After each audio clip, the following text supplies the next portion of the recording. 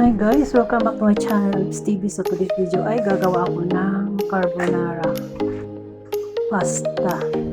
Tapos ibibake ko siya. Ayan na nga guys. Niluto ko muna yung pasta. At yung chicken na ilalagay ko. Mekos-mekos na naman tayo para may pang-upload. Shoutout sa inyong lahat. Maraming salamat sa walang sawang suporta. Ayan guys.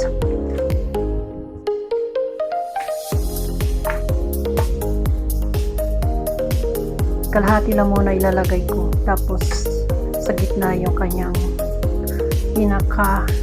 nilagyan ko nga pala yan ng cooking cream, nestle cream, milk powder, kunting asukal at asin. Ayan guys, gumawa ko yung pinaka sauce niya, ginawa ko yan flour or white flour or corn flour para maglapot siya.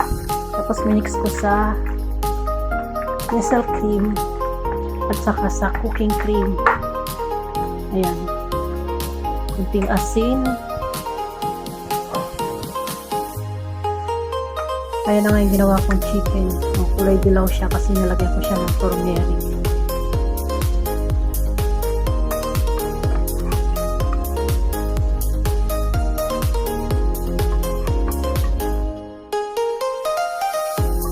Tapos bago ko ibabaw na naman yung macaroni, tapos nilagyan ko rin siya ng mozzarella sa gitna at saka sa taas. Yan guys, panoorin nyo na lang ang paggawa ko.